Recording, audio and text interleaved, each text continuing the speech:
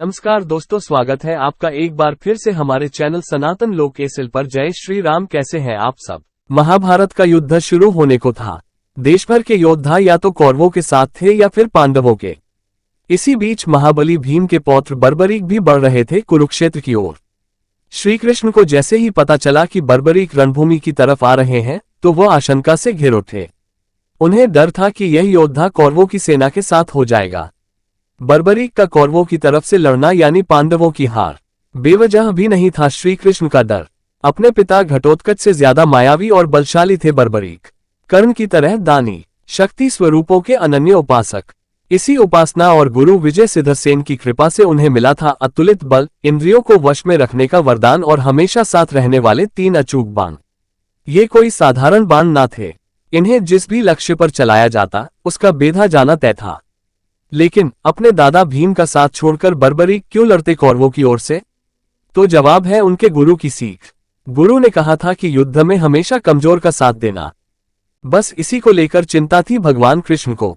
बर्बरीक जब पांडवों के खेमे में पहुंचे तो श्री कृष्ण ने बातों ही बातों में उनसे अपने दादा के पक्ष में युद्ध करने के बारे में पूछ लिया।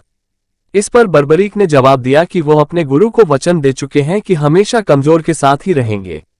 इस युद्ध में भी जो हारता दिखेगा उसी के पाले में खड़े होकर वो युद्ध करने लगेंगे। साथ ही उन्होंने अपने 3 बाणों के गुण भी बताए। केवल 2 बाण विशाल से विशाल सेना का खात्मा करने के लिए काफी थे। ये सुनना था कि पांडव खेमे में खलबली मच गई।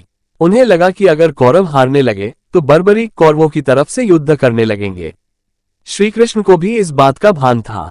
उन्हें पता था कि इस धर्मयुद्ध में अधर्म की हार तय है, यानी कौरव पराजित होंगे।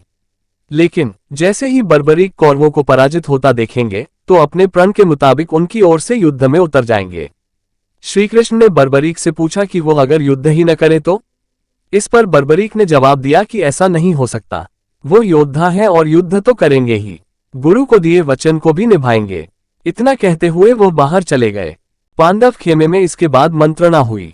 तय हुआ कि श्री कृष्ण ही इस संकट से उबारने का हल तलाशें। श्री कृष्ण अगले रोज ब्राह्मण वेश में बर्बरीक के पास पहुंचे। तब वो ध्यान में लीन थे। उनके बगल में 3 बाण रखे थे। ब्राह्मण को देखकर बर्बरीक ध्यान मुद्रा से बाहर आए और चरणों में प्रणाम किया। ब्राह्मण ने पूछा, यहाँ पीपल के पेड़ के नीचे ध्यान मुद्रा में बैठे होने का क्या कारण है और तुम कौन हो? बर्बरीक ने उन्हें अपना परिचय देते हुए बताया कि वह युद्ध करने आए हैं। ब्राह्मण ने इस पर कहा, तुम्हारे पास तो केवल 3 बाण हैं। इनके सहारे युद्ध कैसे करोगे? इस पर बर्बरीक ने उन बाणों के अमोघ होने की पूरी कहानी सुनाई।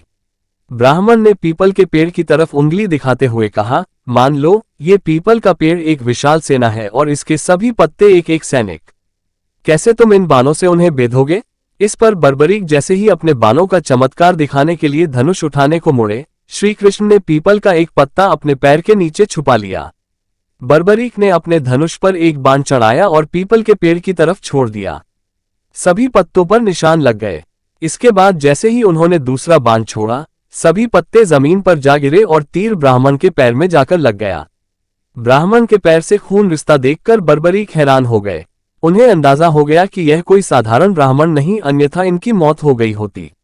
बर्बरीक ये सब सोच ही रहे थे कि ब्राह्मण बने श्री कृष्ण ने कहा, तुम्हारे बाण अचूक और चमत्कृत करने वाले हैं। महाबली, क्या इस ब्राह्मण को कुछ दान नहीं दोगे? बर्बरीक ने कहा, जरूर दूंगा, लेकिन आप मुझे अपने वास्तविक रूप में दर्शन दें।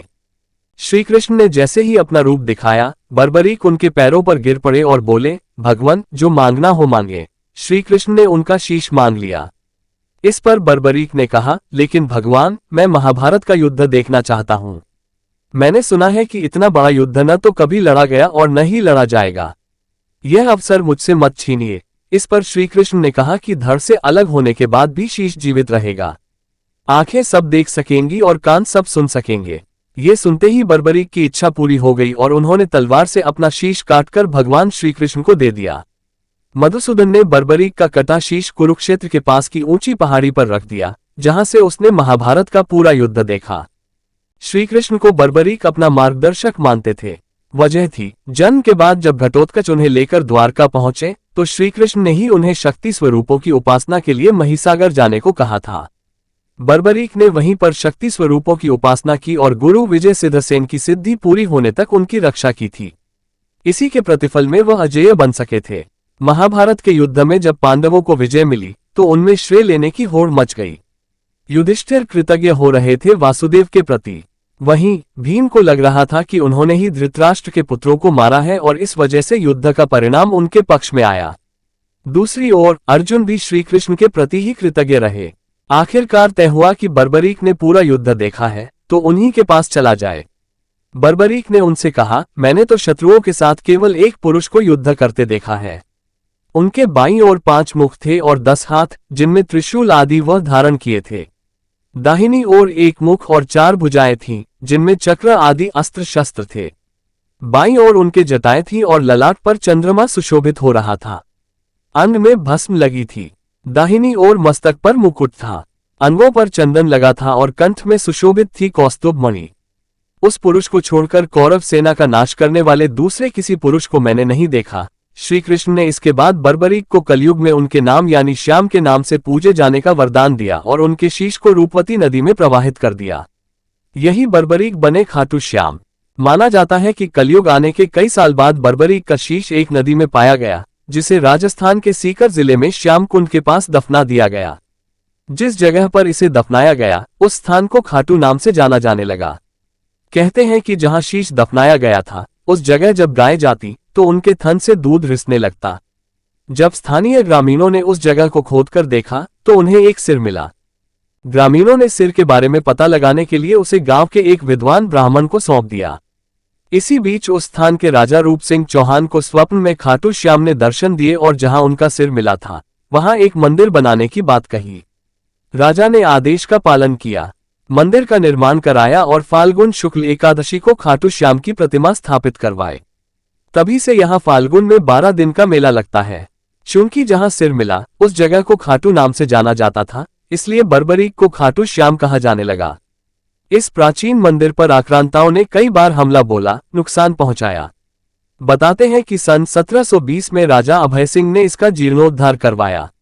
बर्बरीक और खाटू श्याम के अलावा उन्हें मोरवी नंदन, 3 बाणधारी, शीशदानी, कलयुग अवतारी, लखदातार, मोरचरी धारक जैसे नामों से भी जाना जाता है। खाटू श्याम के मेले का आकर्षण यहाँ होने वाली मानव सेवा भी है। मान्यता है कि श्रद्धालुओं की सेवा से सारे मनोरथ पूरे होते हैं। मेले के दौरान निकलने वाली निशान यात्रा भी खूब प्रसिद्ध है। श्रद्धालु खाटू श्याम का पीला विशाल ध्वज और नारियल लेकर यात्रा पर निकलते हैं। निशान यात्रा में वे श्रद्धालु शामिल होते हैं जो खाटू श्याम से कोई मनोकामना पूरी होने की मन्नत लेकर आते हैं। राजस्थान के अलावा देश के कई हिस्सों में खाटू श्याम के मंदिर हैं। यही नहीं, नेपाल, पाकिस्तान, थाईलैंड और ऑस्ट्रेलिया में भी खाटू श्याम के प्रसिद्ध मंदिर हैं।